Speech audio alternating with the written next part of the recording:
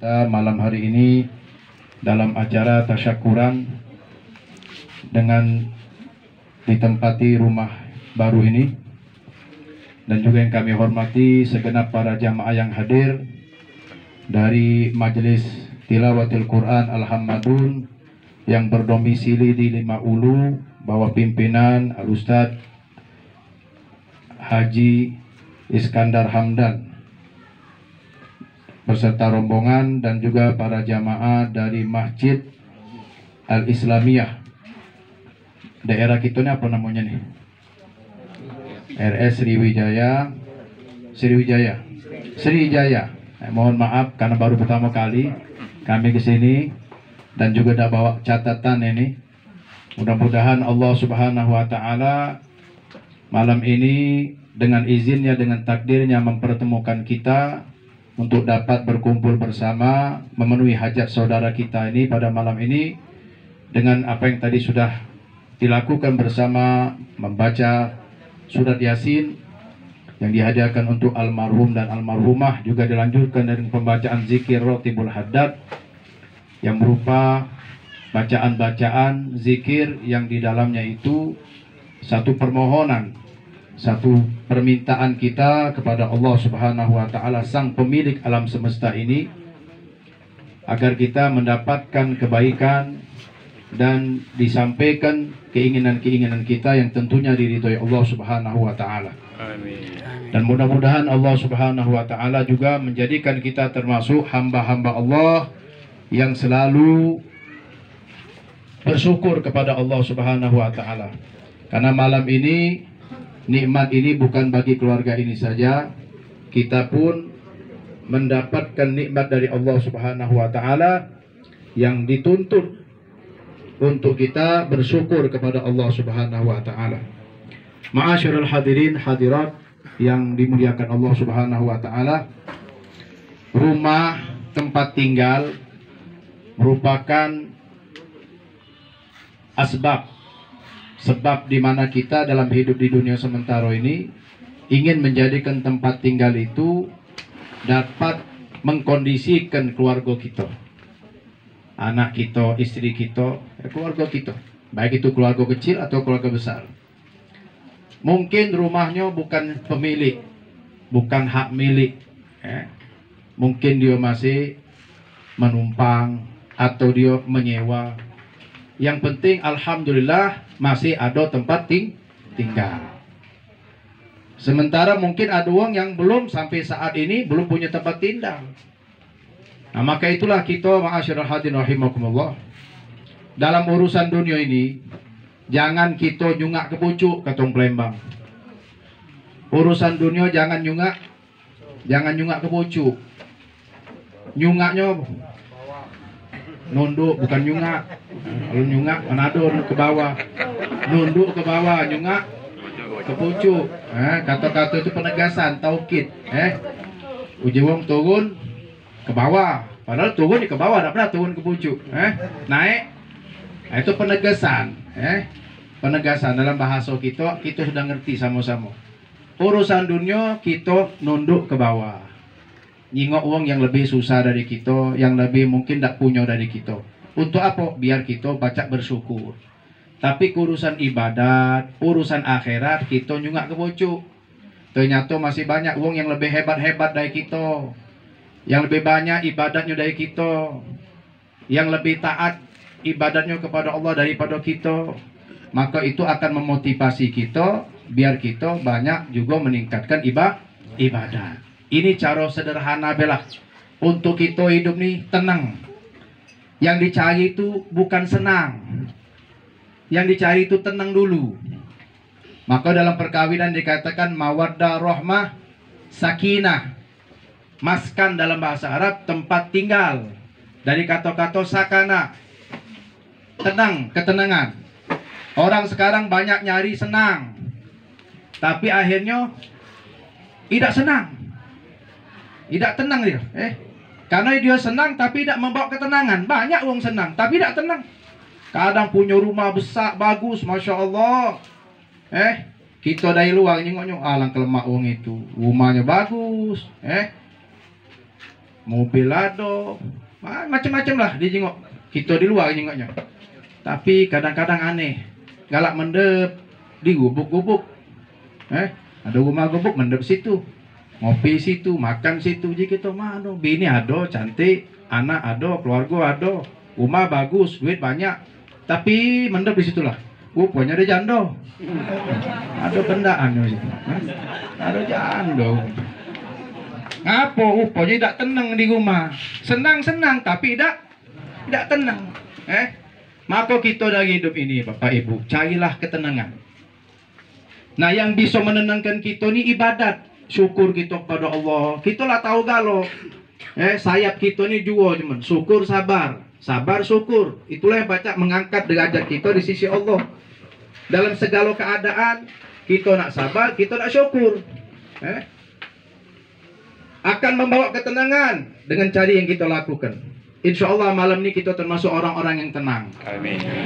Dan juga senang. Karena apa? Kita dalam ibadat, orang beriman itu tak katik ketenangan dia kecuali ingat sama Allah. Alladzina amanu wa tatma'innu qulubuhum bi dzikrillah. Ala bi dzikrillahi tatma'innul qulub. Wong yang tenang, wong yang ingat sama Allah. Coba kita makan, ngucap alhamdulillah. Maca bismillah, ngucap alhamdulillah. Yang hal ini baik mungkin anggapkan kita sepele. Tapi berapa banyak akhirnya gara-gara tidak nyebut nama Allah, waktu nak makan, waktu nak minum, habis makan minum tidak nyebut nama Allah, bersyukur kepada Allah, hidupnya tidak tenang. Tidak tenang. Kita masuk rumah, Nabi kita ngajarkan adab masuk rumah, mak mano ngetok pintu dulu, mengucapkan salam. Ini memang kali tidak dipraktekkan. Kurang apa lagi Nabi kita ngajarkan kita untuk kita ini senang dan tenang dunia akhirat. Tapi kita sebagai umatnya mungkin teledor, mungkin kurang memperhatikan. Apalagi anggap aja sudahlah sunnah juga. Zaman kita nih yang wajib lagi tinggal guong, apalagi yang sunat. Kita masuk rumah diajarkan masuk kaki kanan, macam hal sepele, ngucap salam, maca doa, bahkan dianjurkan dalam fadilah keutamaan. Wong kalau masuk rumah maca ayat kursi sekali, kul huwallahu ahad sekali jadilah, membaca 3 kali, dibuat Allah kebahagiaan ketenangan di rumah itu. Maaf walaupun tak katik duit, walaupun tak katik beras, tenang baik, kaki ada baik rezekinya, jangan takut. Mudah bagi Allah nak ngerakkan makhluk-makhluk Allah ini untuk nyampaikan daripada hajat hidup kita. Cuman itulah tadi, kadang kita ini selalu menganggap kita yang mampu, kita yang hebat, kita yang ngepacak, kita menentukan. Akhirnya Allah berikan kita keadaan yang macam itu niat. Disusahkan Allah. Mak mana jaminan Allah mengatakan wa man yattaqillaha yaj'al lahu makhrajan wa yarzuqhu min haitsu la yahtasib. Orang yang bertakwa kepada Allah, yaj'al lahu makhrajan, akan dijadikan Allah ada jalan keluar. Jadi kalau ada masalah, jangan kita menentukan dengan akal pikiran otak kita, itu sebab baik. Coba kita rujuk dulu kepada Allah. Apa yang kita teledor? Nabi Dawud itu pernah ditegur oleh Allah. Nabi Musa pernah ditegur Allah. Di antaranya Nabi Musa itu ditegur Allah apa? Nabi Musa tidak pakai wudhu. Tidak pakai wudhu. Wudhu membiasakan diri bersih. Kata Allah kepada Nabi Musa, disebut dalam kitab Al-Arba'in An-Nawawiyah, syarah kitab tersebut hadis 40 hadis Imam Nawawi. Dalam hadis yang ke-23 disebut di situ, ketika Nabi Musa alaihissalam tidak berwudhu, kata Allah, wahai Musa, jika ada sesuatu yang menimpa kau dalam keadaan kau tidak pakai wudhu, maka jangan salahkan kecuali diri kau dewek. Idza asabatka musibatun wa anta fi ghairi tahurin fala talumanna illa nafsak. Wahai Musa, kalau ada sesuatu menimpa kau, sesuatu tidak menyenangkan, dalam kondisi kau tidak katik wudhu, maka jangan salahkan kecuali diri kau dewek.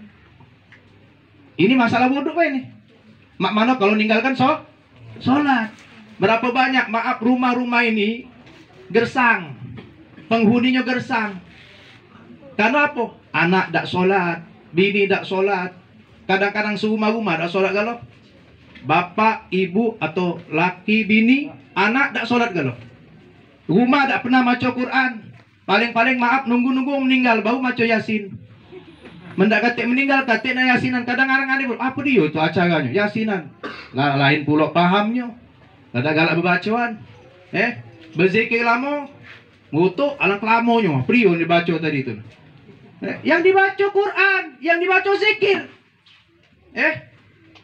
Yang kita gawekan ini sesuatu yang memang ada dasarnya.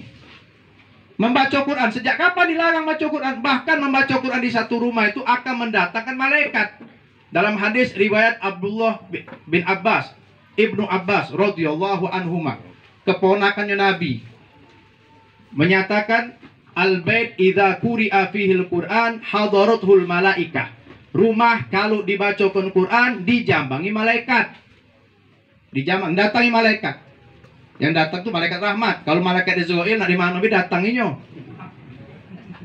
Atau juga kau mandi juga datanginya. Ya, malaikat rahmat didatang, diundang, diajak. Diajak cara ngajak macam ini dengan baca Quran. Wa hadaratul malaikah wa tanakkabat anhu syayatin. Setan tunggang langang bagi mentu dari rumah itu.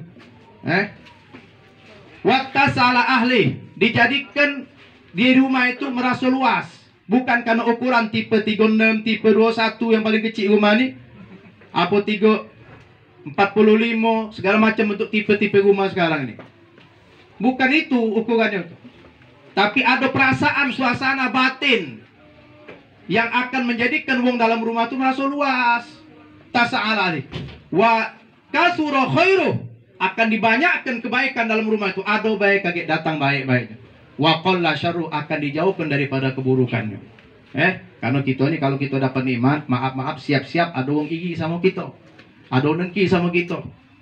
Apa baik wong kalau punya nikmat, siap-siap dia akan menghadapi dalam hidup ini wong dengki sama dia. Dah baca idak. Kita beli rumah, ada wong atoi. Kita beli apa baik pokoknya. Kalau ada wong dengki berarti kita ada nikmat. Jangan kita heran. Cuman kita ini minta kepada Allah, jangan sampai gara-gara dengki dia sama kita, dia berbuat jahat. Kadang-kadang wong kalau sudah terlalu dengki, macam-macam kendaan dia. Nyari-nyari mak mano caranya wong yang didengkinya itu biar pacak mendapatkan musibah, dapat bala, dapat bencana macam-macam. Nah, ini cara kita ngebentengi nikmat itu dengan cara kita membaca Al-Qur'an.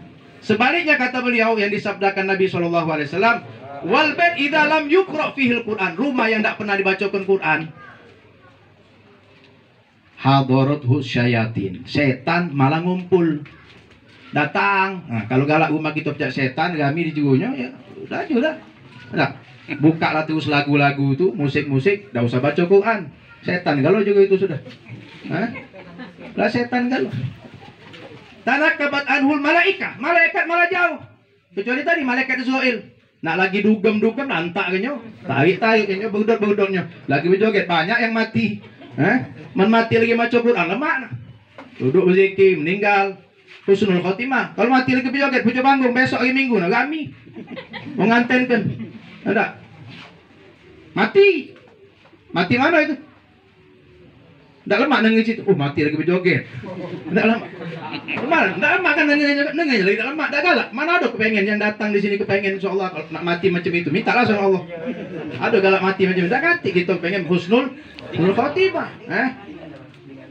Wa qalla khairu, kebaikan di rumah itu jadi dikit. Wa kasura syarru, keburukan tambah banyak. Bayado bae masalah-masalah tidak kelar-kelar. Wa dhaqa ala ahli, di penghuni rumah itu mengasuh sempit, mengasuh tak betah, hunyam gitu. Nah, ini kita perhatikan. Jadi mengadakan acara seperti ini memang ada dasarnya. Dan kalau baca memang jadikan rumah kita terang dipandang oleh malaikat, sebagaimana kita memandang langit itu indah dengan matahari, dengan bulan, dengan bintang, maka rumah-rumah yang di situ dibacakan Quran. Nabi sampai ngomong kalau baca rumah kita ini ada nasib kita sholat sunat itu dianjurkan di rumah. Kalau baca rumah kita jadikan juga tempat kita sholat. Untuk apa?